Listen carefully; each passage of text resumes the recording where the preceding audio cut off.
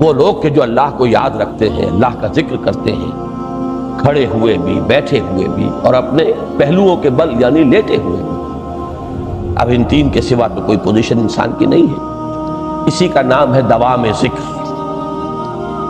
اور اس کے ساتھ اگر وہ تفکر کرتے ہیں تو ان کا فکر اگلی منزل تک پہنچتا ہے۔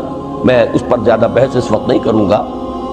اس وقت میں نے چونکہ وہ تین باتیں بیان کی تھی، میں درجہ بدرجہ چاہتا ہوں کہ آگے بڑھوں اور ایک حد سے زیادہ کسی بھی مسئلے میں تجاوز نہ کی۔ یہ جو بات سورہ آل عمران کی آخری رکوع کی اس دوسری آیت میں آئی ہے، اسی کو مولانا روم نے بیان کیا ہے بہت ہی سادہ لیکن بڑے پرمغز شعر میں۔ این قدر گفتیم باقی فکر کن، فکر اگر جامد بود رو ذکر کن۔ اس قدر تو ہم نے تمہیں بتا دیا، سمجھا دیا، یہ بات تو آ گئی تمہارے عقل میں، اب جاؤ خود غور کرو، مزید آگے پیش قدمی کرو۔ این قدر گفتیم باقی فکر کن، فکر اگر جامد بود رو ذکر کن۔ فکر میں جمود آ جائے، فکر سست پڑ جائے تو جاؤ پھر ذکر کرو۔ تو یہ ذکر اور فکر گویا کہ گاڑی کے دو پہیے ہیں کہ جن سے فکر انسانی صحیح رخ پر آگے بڑھے۔ اگر یہ ذکر ساتھ نہیں رہے گا تو فکر انسانی کج ہو جائے، تاثریا میر و دیوار کج۔ پھر وہ فکر جو ہے وہ بلندی کو کتنے ہی پہنچ جائے لیکن وہ ٹیڑھی بلندی ہوگی، وہ صراط مستقیم پر پیش قدمی کرنے والا فکر نہیں ہوگا۔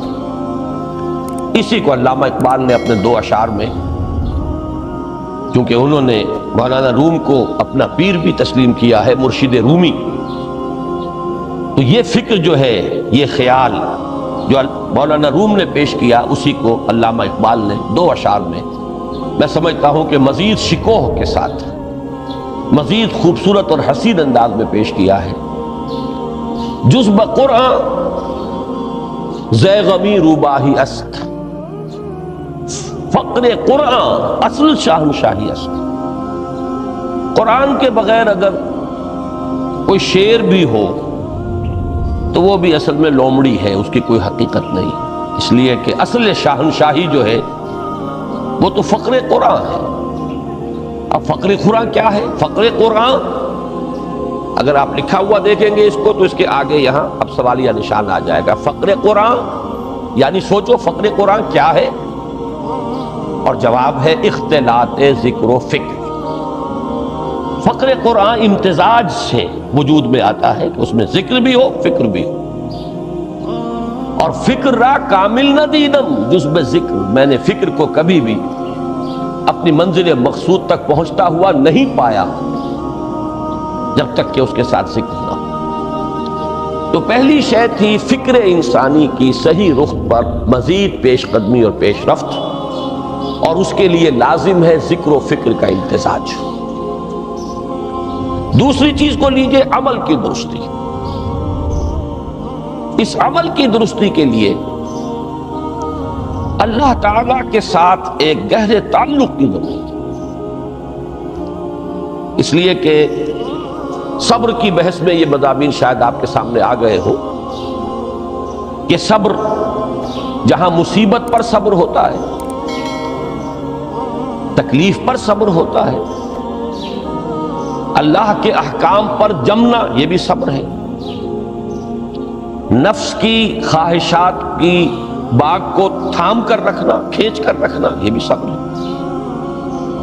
اور استقامت کسی شے پر قائم رہنا یہ بھی صبر ہے۔ تو عمل صحیح پر استقامت کے لیے وَاصْبِرْ وَمَا صَبْرُكَ إِلَّا بِاللَّهِ، اس صبر کی سب سے اہم جو بنیاد ہے، اس کا جو سب سے بڑا ذریعہ ہے، اس کا جو سب سے بڑا سہارا ہے، وَمَا صَبْرُكَ إِلَّا بِاللَّهِ، اس کے لیے ضرورت ہے ایک گہرے تعلق کی کہ اللہ کے ساتھ ایک ایسا تعلق برقرار رہے جو نہ صرف گہرا ہو بلکہ دائم و قائم، مسلسل۔ ذرا ظہول ہوگا تعلق مع اللہ میں، ذرا کمی آئے گی، شیطان کا وار طاری ہو جائے گا۔ اسی کو حضور نے حدیث میں یوں تعبیر کیا ہے تمثیلاً کہ جو دل اللہ کی یاد سے غافل ہے اس پر فارسی کا وہ مقولہ بھی ہے کہ خانہ خالی را دیو میں گیرت، گھر خالی رہے تو جنات اس پر دیو جو ہے آ کر قبضہ جما لیتے ہیں۔ تو خانہ قلب جو ہے اگر یاد خدا بندی سے خالی ہو گیا تو شیطان ابلیس لعین اپنی تھوتنی ٹکا دیتا ہے۔ یہ لفظ آتا ہے سور کے منہ کے لیے تھوتنی، جس طرح اس کا نکلا ہوا سا منہ ہوتا ہے آگے، تو یہ لفظ استعمال کیا گیا کہ وہ اپنی تھوتنی انسان کے دل پر جما کر اور پھوکے مارنی شروع کر دیتا ہے۔ تو شیطان کو موقع ہی تب ملتا ہے جب انسان کے تعلق مع اللہ کے اندر کمی، وہ خانہ بالکل خالی ہو گیا ہو یا اتنا ضعیف ہو گیا ہو کہ کل عدم ہو جائے، گویا کہ نہیں۔ تیسری چیز کی طرف آئیے، روحانی ترقی۔ روحانی ترقی کے لیے میں ایک اصطلاح کے سامنے لا رہا ہوں، اس سے مراد کیا ہے؟ روحانی ترقی کے لیے ہماری دینی اصطلاح ہے تقرب الی اللہ، اللہ سے قریب تر ہوتے چلے جانا۔ اس پر میرا ایک کتاب بھی ہے، تقرب الی اللہ کے دو مدارج، دو درجے، جو در حقیقت ایک حدیث نبوی علیہ الصلوۃ والسلام ہی پر مبنی ہے کہ حضور نے ایک درجہ قرار دیا ہے تقرب بالفرائض، فرائض کے ذریعے سے انسان اللہ کا قرب حاصل کرے۔ ایک ہے تقرب بالنوافل، نوافل کے ذریعے سے اللہ کا قرب حاصل کرے۔ ان میں کیا نسبت و تناسب ہے، اہمیت کے اعتبار سے کون بڑھ کر ہے، بلندی کے اعتبار سے کون بڑھ کر ہے، یہ تمام مسائل میں نے اپنی اس تقریر میں بیان کیے تھے جو اس کتابچے میں شائع ہوئی ہے۔ اس وقت میں اس کی تفصیل میں نہیں جا رہا، صرف یہ تذکرہ اس لیے کر رہا ہوں کہ جن کو بھی خواہش ہو جائے وہ اس کا مطالعہ کرے۔ ہماری اس وقت کی گفتگو سے وہ کتابچہ اس جگہ پر منسلک ہوگا۔ تو تقرب الی اللہ، یہ تقرب کوئی فزیکل فینومینن نہیں ہے، جسمانی یا مادی مسئلہ نہیں ہے۔ اللہ سے قرب یہ نہیں ہے کہ کوئی کروڑوں میل کا فاصلہ ہے، اب ہمیں کوئی رسی پر چڑھنا ہے اوپر بڑی محنت اور مشقت سے۔ فصل تو ہے ہی نہیں، فاصلہ ہے ہی نہیں، بعد ہے ہی نہیں۔ نحن اقرب الیہ من حبل الورید، ہم تو انسان سے اس کی شہرگ سے بھی زیادہ قریب۔ هو معکم اینما کنتم، وہ تو تمہارے ساتھ ہی ہوتا ہے جہاں کہیں بھی تم ہو، بس صرف یہ کہ تمہاری توجہ نہیں ہوتی، تم اور چیزوں میں مشغول و مصروف رہتے ہو، تم ہماری طرف دھیان ہی نہیں دیتے، تم ہماری طرف متوجہ ہی نہیں ہوتے۔ ہم تو مائل بے کرم ہیں، کوئی سائل ہی نہیں، راہ دکھلائیں کسے رہنمے منزل ہی نہیں۔ انسان جب متوجہ ہو جاتا ہے اور بڑھتا ہے، آگے پیش قدمی کرتا ہے روحانی اعتبار سے، تو یہ ہے در حقیقت تقرب الی اللہ، اور اسی کو ہم کہیں گے روحانی ترقی۔ اب ان تین چیزوں کو اگر آپ نے ذہن میں جما لیا، پھر میری بات کی ترتیب اس کو ذہن میں قائم کیجئے۔ ہم چلے کہاں سے کہ دین کے ساتھ اصل مناسبت فلسفے کی نہیں، حکمت کی۔ نمبر 2، حکمت قرآنی کا پہلا اور اہم ترین اور بنیادی مسئلہ معرفت رب کا حصول ہے۔ اس کا نتیجہ شکر خدا بندی، اس کا ذریعہ آیات آفاقی، آیات انفسی، اور سب سے بڑھ کر آیات قرآنیہ، جو الذکر، جو تذکرہ ہے، جو ذکر ہے۔ لیکن اس پہلے مرحلے کو اگر کوئی انسان بفضل ہی تعالی، اللہ کے فضل و کرم سے طے کر لے، اب اس کے سامنے تین مسئلے، فکر کی مزید پیش رفت، مزید پیش قدمی صحیح رخ پر، اس کے لیے ذکر اور فکر دونوں کا امتزاج لازمی۔ فقر قرآن اختلاط ذکر و فکر۔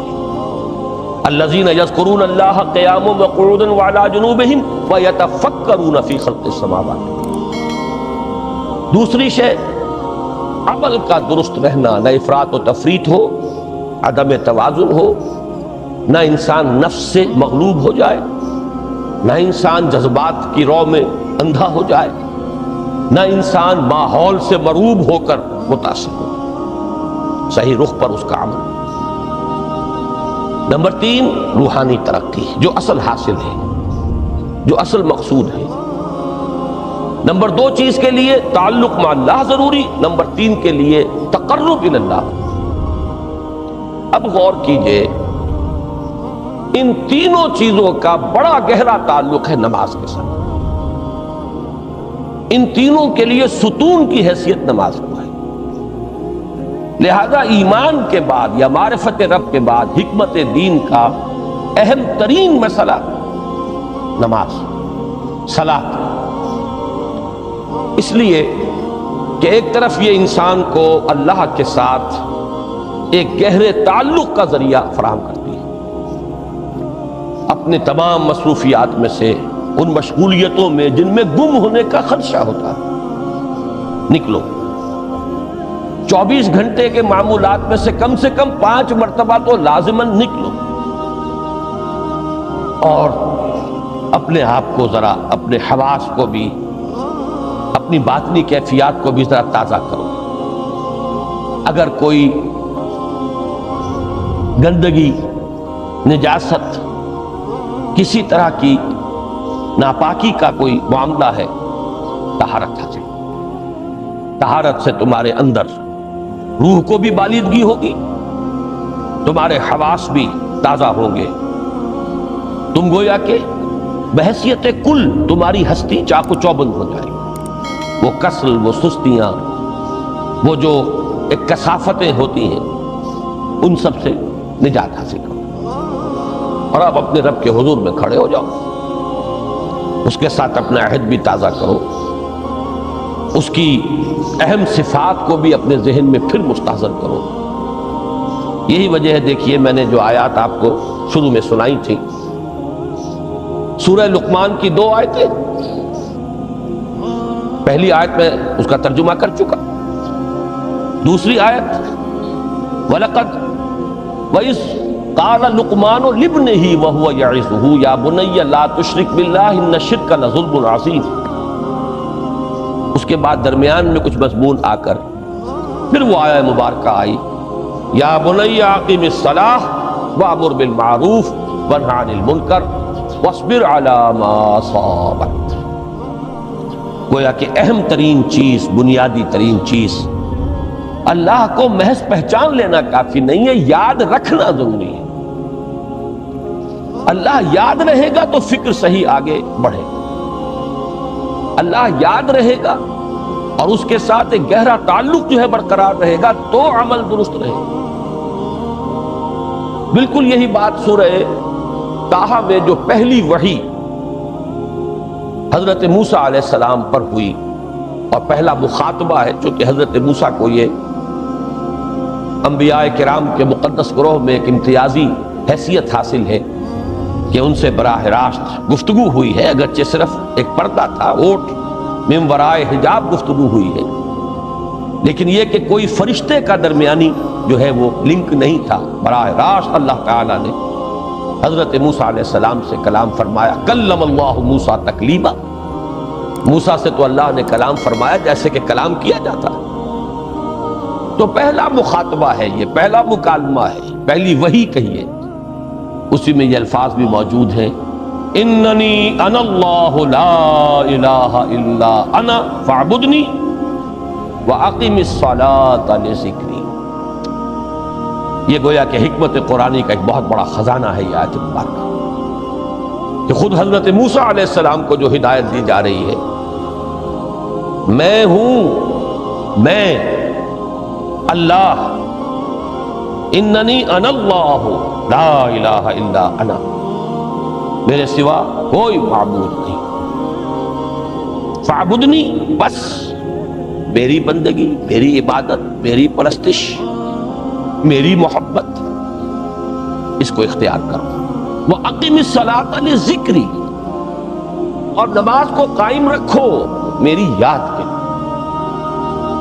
بلکہ اسی سلسلہ کلام میں آگے چل کر سورہ طٰہٰ میں آتا ہے کافی گفت و شنید کے بعد جب حضرت موسیٰ نے کچھ معذرت بھی کی، کچھ دعائیں بھی کی، اللہ نے ایک دعا قبول بھی کی کہ ان کے بھائی کو بھی شریک کر دیا، حضرت ہارون کو بھی۔ اس کے بعد پھر جب فرمایا کہ اب جاؤ فرعون کی طرف، تو اس میں فرمایا وَلَا تَنِيَا فِي ذِكْرِي، اور دیکھنا یہ جو عظیم مشن تمہارے کندھے پر آ گیا ہے، بڑا بھاری اور کٹھن ایک فرض ہے جو تم پر عائد ہو گیا ہے، اس کے لیے سب سے بڑی تمہارے پاس جو قوت کا ذریعہ ہے وہ نماز ہے۔ اقیم فَلَا تَنِيَا عَنْ ذِكْرِي، میری یاد میں کبھی غفلت نہ کرنا، اس میں کبھی کوئی کمی نہ آنے دینا۔ جیسا کہ میں نے عرض کیا تھا کہ جیسے ہی وہ تعلق جو ہے کمزور پڑتا ہے یا منقطع ہو جائے معاذ اللہ، تو پھر انسان گویا کہ شیطان کے لیے ایک لقمہ تر بن جاتا ہے۔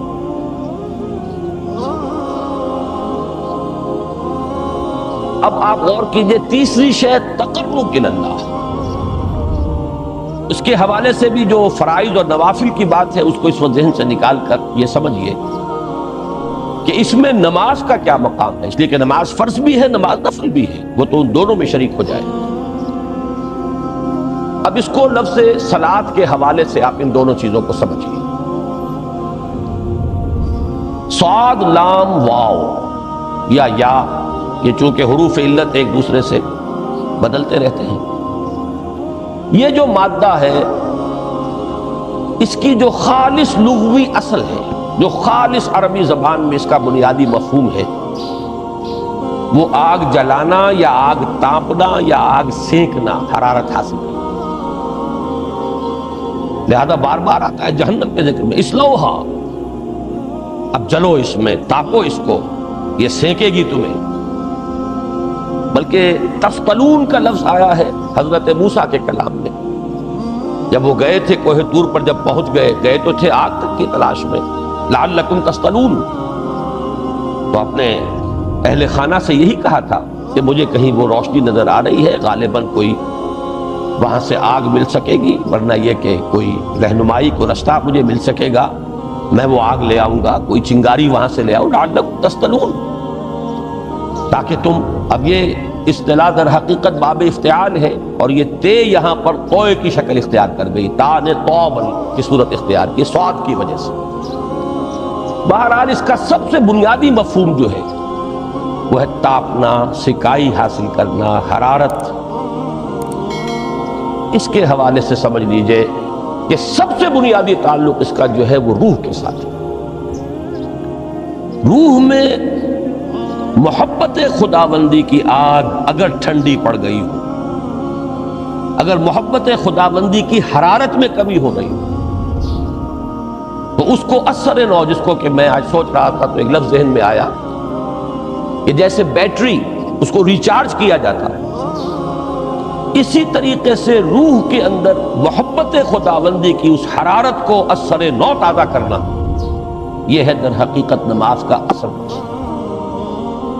اس لیے کہ اس لفظ کا بنیادی مفہوم، اصل لغوی مفہوم تو یہ، اگرچہ اس کا سب سے زیادہ کثرت سے جو استعمال ہوتا ہے، اور لفظ صلاۃ جس سے در حقیقت جس تصور پر مبنی ہے وہ ہے اقدام، کسی کی طرف متوجہ ہونا اور پھر دعا۔ صلاۃ کا سب سے قریبی مفہوم لفظی جب بیان کیا جائے گا، اس سے مراد، اس کے معنی، تو دعا اس میں اہم ترین، کسی کی طرف توجہ کرنا، مناجات کرنا، گفتگو کرنا، مخاطبہ، مکالمہ، دعا، یہ در حقیقت صلاۃ کا سب سے بڑا اصطلاحی مفہوم ہے۔ لیکن جو اس کا مادہ ہے، صاد لام واو یا صاد لام یا، اس کا اصل مفہوم جو ہے وہ تاپنا، حرارت حاصل کرنا۔ تو ان دونوں کے حوالے سے عرض کر رہا ہوں، وہ تاپنا اور حرارت حاصل کرنا وہ ہے روح کے اعتبار سے۔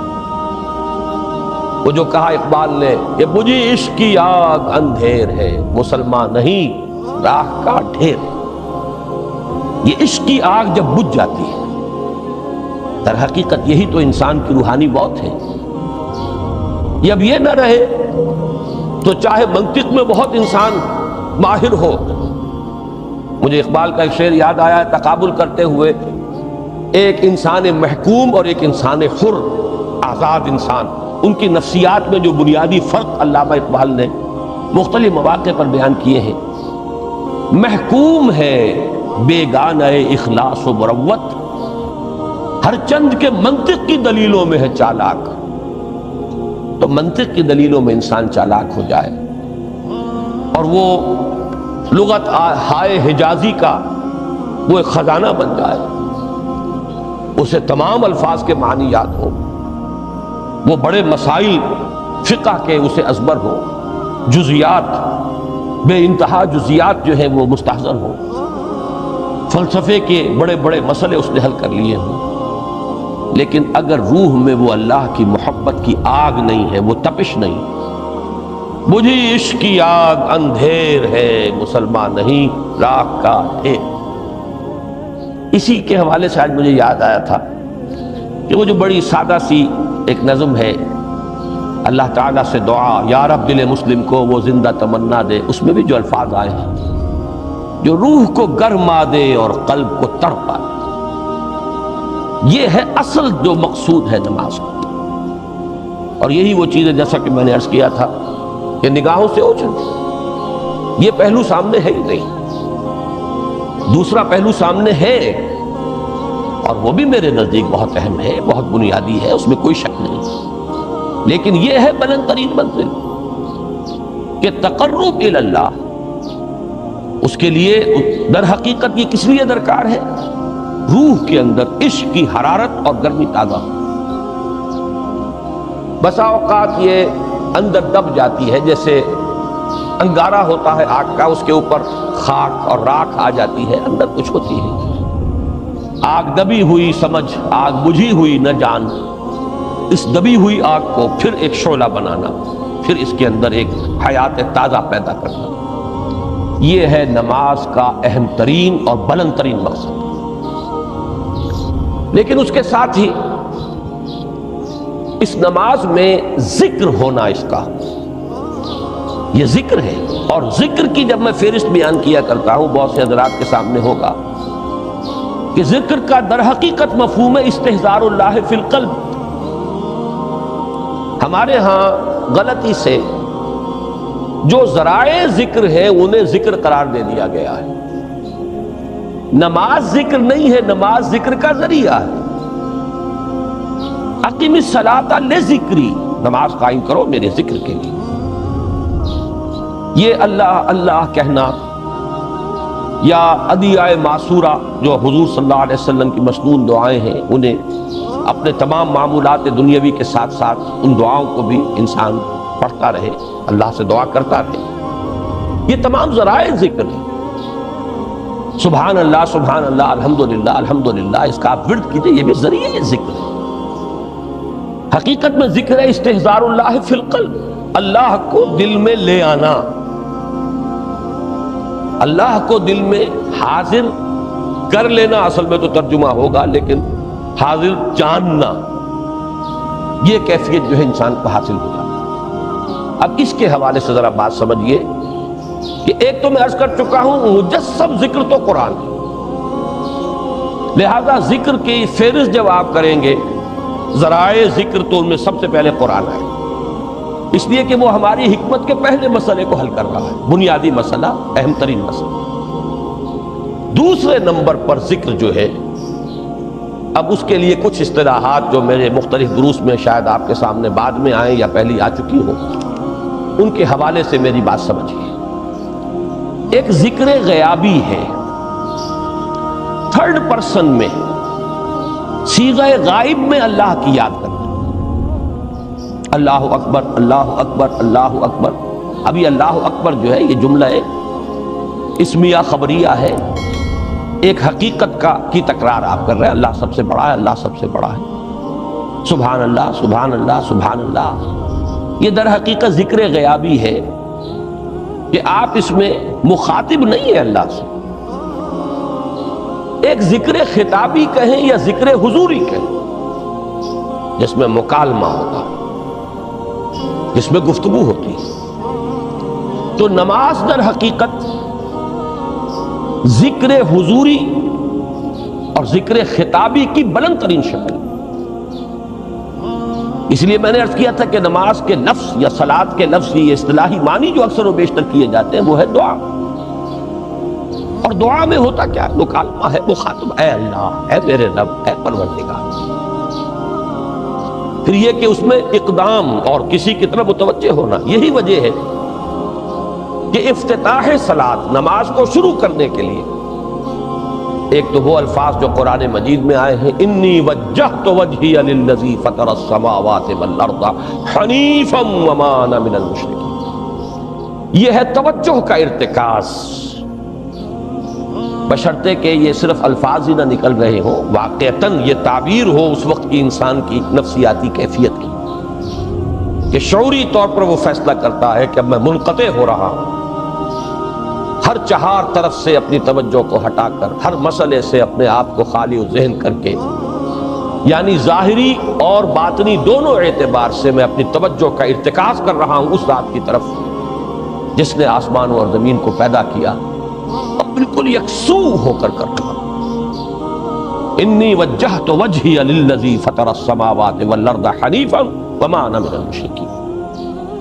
اور دوسری وہ جو دعا جس سے ہم افتتاح کرتے ہیں اپنی نماز کا، دیکھیں اس میں خطاب کا کس قدر اہتمام. وہاں سبحان اللہ نہیں ہے، سبحانک اللہم، پاک ہے تو اے رب ہمارے، وبحمدک وتبارک اسمک وتعالی جدک. آپ اور کر رہے ہیں، یہ ہے تخاطب، براہ راست مخاطب ہونا. یہ گویا کہ لب لباب میں آپ کے سامنے عرض کر رہا ہوں علامہ اقبال کے خطبے کا، دی میننگ آف پریئر ان اسلام. خطبات جو ہیں ان کے مشہور، ان میں غالباً یہ تیسرا یا چوتھا لیکچر ہے کہ اس میں تصور یہ دیا گیا ہے کہ دو ہی انائیں ہیں. ایک انائے کبیر، اننی انا اللہ لا الہ الا انا، یہ وہ انائے کبیر ہے، انائے مطلق ہے، میں، بہت بڑی میں، جس کو کہ علامہ اقبال نے کہا دی بگ آئی ایم. یہ بگ آئی ایم جو ہے وہ سورہ طٰہٰ کی اس آیت میں ہے، اور میرے علم کی حد تک کوئی اور مقام نہیں ہے جس میں اس قدر جلال ہو. اللہ نے اس طور سے اپنی انانیت کبریٰ اور انانیت مطلقہ کا اظہار اس بلند آہنگ کے ساتھ کیا ہو، اننی انا اللہ لا الہ الا انا. وہ انائے کبیر اور یہ انائے صغیر، یہ انائے محدود، یہ چھوٹی سی ایک انا ہے میں، یہ میں ہوں. آپ جب کہتے ہیں میں، بڑی محدود سی ایک انا، دی فائنائٹ ایگو، انائے محدود اور انفائنائٹ ایگو. اور صلاۃ اصل میں کیا ہے؟ اس چھوٹی انا کا بڑی انا کے سامنے آ کر، روبرو ہو کر، وہ جو کبھی ٹیلی ویژن کا ایک پروگرام ہوا کرتا تھا، روبرو ہو کر خطاب. ایک ہے وہ صیغہ غائب میں تکرار، سبحان اللہ، سبحان، وہ بھی بہت اہم ہے، اس کا اپنی جگہ پر فائدہ ہے، لیکن ہر شے کے درجے ہیں. اگر حفظ مراتب نہ کنی زندگی، اگر آپ ان کے درجوں کا علیحدہ علیحدہ لحاظ نہیں کریں گے تو غلط رخ پر پڑ جائے. تو یہ جو دو ذکر خطابی یا ذکر حضوری، نماز اصل میں اس کی بلند ترین شکل ہے. یہی وجہ ہے کہ سبحانک اللہم وبحمدک وتبارک اسمک وتعالی جدک ولا الہ غیرک. اس کا کی جس قدر تکرار یہاں پر ہے، آپ نے غور کیا، اس میں خطاب ہے. یا پھر یہ کہ یہ کا کی اس طرح کی تکرار آپ کو دعائے قنوت میں ملے گی. اللہم انا نستعینک ونستغفرک ونؤمن بک ونتوکل علیک ونثنی علیک الخیر ونشکرک ولا نکفرک. اب یہ جو ہے یہ در حقیقت خطاب کا اندازہ ہے کہ براہ راست گفتگو ہوگی. تو سب سے پہلی بات تو یہ ہوئی کہ ذکر کی ایک شکل ہے ذکر غیابی، دوسری ذکر حضوری، اور ذکر حضوری یا ذکر خطابی کی بلند ترین منزل، بلند ترین اس کا ذریعہ نماز. اس کو ایک پہلو سے اور سمجھ لیجئے سورہ فاتحہ جب پھر ہم پڑھتے ہیں جسے الصلاۃ کہا گیا ہے، جو لب لباب ہے، خلاصہ ہے، اس میں پھر تدریجاً غیاب سے حضور کی طرف پیش قدمی ہوتی ہے۔ الحمدللہ رب العالمین الرحمن الرحیم مالک یوم الدین، یہ ذکر غیابی ہے، اس میں ابھی خطاب نہیں آیا۔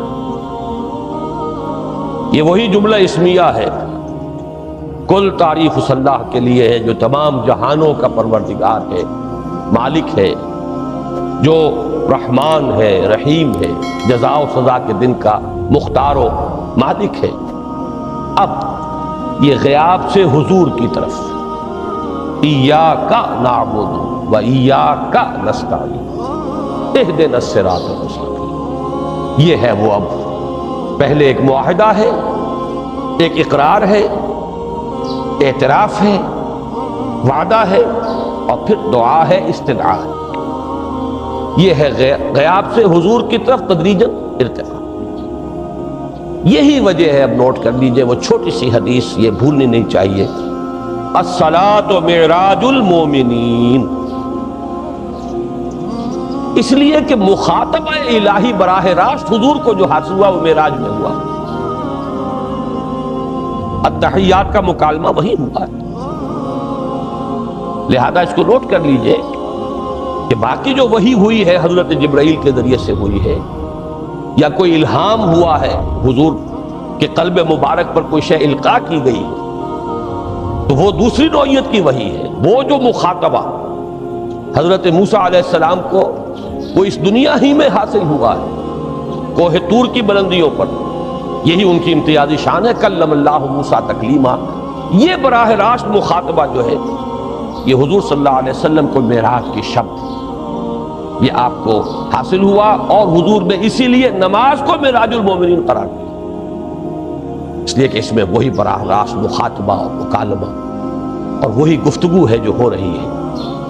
اس کے ضمن میں وہ حدیث، اب اس وقت شاید میرا وقت ختم ہونے کے قریب ہو، لیکن وہ حدیث جو اس اعتبار سے حدیث قدسی ہے، اگرچہ بعد میں اس کے جو مزید تفصیل ہے تو حضور صلی اللہ علیہ وسلم نے گویا کہ خود بیان کی ہے، لیکن مسلم شریف کی روایت ہے حضرت ابو ہریرہ رضی اللہ تعالی عنہ سے کہ حضور نے فرمایا، یقول اللہ تعالی، اللہ یہ فرماتا ہے، اسی لیے اس کو حدیث قدسی کہیں گے، قسمت الصلاۃ بینی و بین عبدی نصفین، میں نے نماز کو اپنے اور اپنے بندے کے مابین آدھا آدھا تقسیم کر دیا۔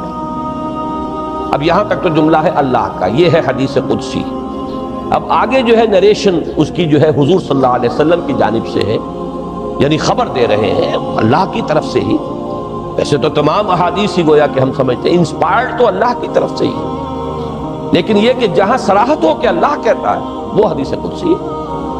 تو یقول اللہ تعالی قسمت الصلاۃ بینی و بین عبدی نصفین، یہاں تک تو حدیث قدسی ہے۔ اب دوسری عام حدیث ہے، اذا قال العبد الحمد للہ رب العالمین یقول اللہ تعالی حمدنی عبدی، جب بندہ کہتا ہے الحمدللہ رب العالمین، پروردگار کہتا ہے میرے بندے نے میری حمد کی۔ جب بندہ کہتا ہے الرحمن الرحیم، پروردگار فرماتا ہے ثنا علی عبدی، میرے بندے نے میری ثنا کی، بڑی تعریف کی۔ جب بندہ کہتا ہے مالک یوم الدین، اللہ فرماتا ہے مجدنی عبدی، میرے بندے نے میری بڑی بزرگی بیان کی ہے، تمجید کی ہے۔ پھر جب بندہ کہتا ہے ایاک نعبد و ایاک نستعین، اللہ فرماتا ہے ھذا ما بینی و بین عبدی ولعبدی ما سأل، یہ ہے میرے اور میرے بندے کے درمیان۔ یہ تو معاہدہ ہے نا، معاہدے میں تو دو فریق جکڑے جاتے ہیں، بند جاتے ہیں، یہ میرے اور میرے بندے کے درمیان ہے، اور میرے بندے نے جو طلب کیا میں نے دیا، اس لیے کہ اس میں طلب بھی تو ہے، ایاک نستعین، تیری مدد چاہتے ہیں، یہ طلب ہے، اسی کی شرح ہے جو اب آخری 3 آیتیں ہیں، پروردگار ہم تیری مدد چاہتے ہیں، پروردگار ہم تیری ہی بندگی کرتے ہیں اور کریں گے، اور تیری ہی مدد چاہتے ہیں، چاہیں گے۔ اگر حال میں اس کا ترجمہ کریں گے زمانہ حال کے اعتبار سے، اس لیے کہ فعل مضارع میں تو دونوں موجود ہیں، شامل ہیں۔ تو یہ ایک اعتراف ہے، اظہار حال ہے۔ اللہ کرے کہ وہ واقعتاً صحیح اظہار حال ہو، ہم واقعی اللہ کی بندگی کرتے ہوئے یہ کہیں کہ ایاک نعبد، ورنہ اگر ہماری اصل صورتحال سے وہ مطابقت نہ رکھتا ہو تو پھر تو ایک طرح کا جھوٹ ہو جائے گا، غلط بیانی ہو جائے گا۔ ایاک نعبد، تیری ہی بندگی کرتے ہیں، اور مستقبل میں کیجئے، کریں گے، یہ ہے عہد۔ تیری ہی مدد چاہتے ہیں، تجھی سے مدد طلب کرتے ہیں، تجھی سے مدد چاہتے رہیں گے۔ اس کے لیے فرمایا وَلِعَبْدِ مَا سَأَلَ، اور پھر اس کے بعد وہ استدعا ہے، اهدنا الصراط المستقیم صراط الذین انعمت علیہم غیر المغضوب علیہم ولا الضالین۔ اس حدیث میں اس کو ایک ہی جملے کو لیا گیا ہے، ایک ہی جملے کی حیثیت سے۔ جب بندہ یہ کہتا ہے تو اللہ فرماتا ہے ھذا لعبدی ولعبدی ما سأل، یہ خالص میرے بندے کے لیے ہے۔ اس بندے نے ایک درخواست پیش کی ہے اور میں نے گرانٹ کی، وہ اپلیکیشن، وہ ریکویسٹ گرانٹڈ، ہم نے دے دی۔ ولعبدی ما سأل، یہ ہے اس کی تاثیر کا عالم، بشرطے کے معاملہ وہ شعور کے ساتھ، بشرطے کے مطابقت ہو ظاہر اور باطن کی، بشرطے کے مطابقت ہو قول اور فعل کی، تو اس کا اتنا اونچا مقام ہے کہ ایک ایک جملہ ادھر ادا ہوا، ادھر اللہ کی طرف سے رسپانس مل رہی ہے۔ افلاک سے آتا ہے نالوں کا جواب آخر، اٹھتے ہیں حجاب آخر، کرتے ہیں خطاب آخر۔ یہ خطاب ہے، مخاطبہ ہے، مکالمہ ہے، یہ ہے اصل نماز۔ اسی لیے اسی کو کہا گیا نماز۔ البتہ اب اس سے آگے بڑھیے، ذکر کی ایک اور شکل بھی ہے، اور وہ ذکر عملی ہے۔ ایک تو ہم نے کہا اللہ اکبر، اللہ بہت بڑا ہے، سب سے بڑا ہے، یہ جیسا کہ میں نے عرض کیا ایک اعتبار سے تو ذکر غیابی ہو گیا۔ دوسرے یہ کہ یہ ایک فکری لسانی ذکر ہے، ہم نے کہہ دیا۔ ایک ہے اسی کے ساتھ ایک عملی ڈیمانسٹریشن، جب یہ کہتا ہوا انسان سیدھا سجدے میں گرتا ہے تو در حقیقت یہ اس اللہ اکبر کی تعمیل ہو۔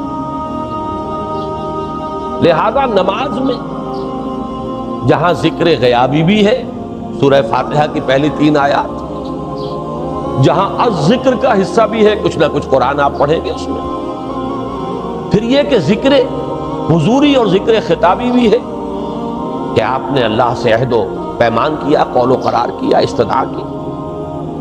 اس کے ساتھ ہی ذکر عملی بھی ہے کہ جھکنا، اللہ کی تعظیم میں انسان جھکتا ہے۔ آپ اپنے کسی بزرگ سے جب ملاقات کرتے ہیں تو جھک کر سلام، تھوڑا سا جھکنا، زیادہ جھکنے کی تو اجازت نہیں ہے، لیکن یہ کہ تھوڑا سا خم آتا ہے، یہ بھی طبیعت کی بات ہے۔ میں سمجھتا ہوں فطرت میں جیسے شکر ہے ویسے ہی اس قدر تعظیم تو فطرت انسانی میں موجود ہے۔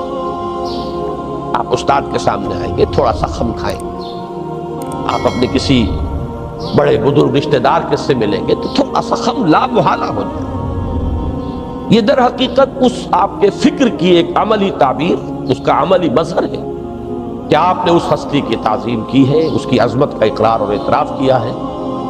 یہی تعظیم ہے اللہ تعالیٰ کی کہ جس میں پہلا درجہ ہے رکوع، جھکے آپ، اللہ اکبر کہہ کر جھکے، اور اس کے بعد پھر اس کا جو آخری درجہ ہو سکتا ہے وہ سجدہ ہے، جس میں کہ انسان نے جب اپنی پیشانی زمین پر ٹکا دی تو گویا کہ اس نے اپنی انانیت سے، اگر یہ شعور کے ساتھ ہوا ہو تب میں بات کہہ رہا ہوں، تو گویا کہ اس نے اپنی انانیت سے کامل دستبرداری اختیار کر کے اور اپنے آپ کو اپنے رب کے قدموں میں ڈال دیا۔ یہی وجہ ہے کہ حضور نے اس کو تعبیر فرمایا ہے کہ جب سجدہ کرو تو یوں محسوس کرو کہ تم نے اپنا سر اپنے رب کے قدموں میں رکھ دیا۔ یہ کیفیت ہونی چاہیے۔ اور چونکہ میں نے ابھی عرض کیا کہ یہ در حقیقت انسان کی انانیت، میں، میری مرضی، میری خواہش، میری پسند، میری عقل، میری منطق، میرا چوائس، میرا اختیار، یہ سب چیزیں ہی تو در حقیقت جو ہمارے اندر ایک مضمر ہے شیطنت، اس شیطنت کا مظہر یہی تو ہے۔ جب اس کو انسان اپنے ہاتھوں اپنے رب کے قدموں میں رکھ دیتا ہے تو در حقیقت اسی لیے اس کو تعبیر کیا گیا کہ اقرب ما یکون العبد الی ربہ فی السجود، بندہ اپنے رب سے قریب ترین جو ہوتا ہے وہ سجدے میں ہوتا ہے، بشرطے کہ وہ سجدہ واقعی سجدہ۔ اس میں حقیقت یہ ہے کہ اقبال کا وہ شعر بڑی صحیح تعبیر ہے، وہ سجدہ روح زمین جس سے کانپ جاتی تھی، یہ ہے اصل میں تعبیر۔ اسی کو آج ترستے ہیں ممبر و محراب، سجدوں پر سجدے اور رکعتوں کے ڈھیر لگ گئے ہوں، اور 17 رکعتیں پوری نماز عشاء کی انسان نے ادا کی ہوں گن گن کر، اور 17 رکعتوں میں آپ کو معلوم ہے 34 تو سجدے ہو ہی گئے، تو سجدوں پر سجدے اور رکعتوں کے ڈھیر۔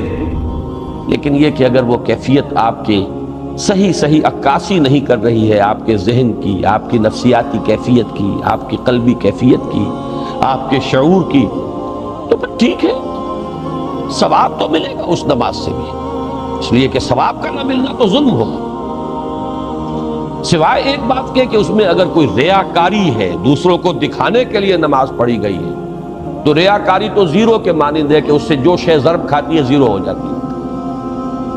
1 کروڑ کی تعداد عدد کو آپ زیرو سے ضرب دے زیرو ہو گئے، تو ریاکاری تو زیرو کر دینے والی شے، بلکہ زیرو ہی نہیں کرتی، وہ شرک تک پہنچا دیتی۔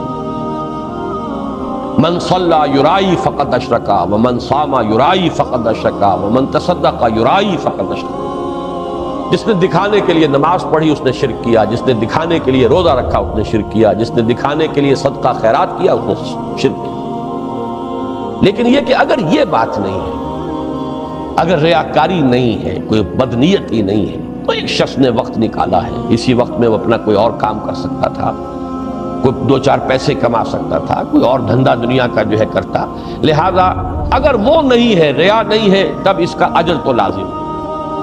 اس نے کچھ ڈیووٹ کیا ہے، کچھ نہ کچھ سیکریفائس کیا ہے، کچھ نہ کچھ قربانی دی، لیکن یہ کہ پھر وہ نماز یہ نہیں ہے، وہ سجدہ روح زمین جس سے کانپ جاتی تھی، اسی کو آج ترستے ہیں ممبر و محراب۔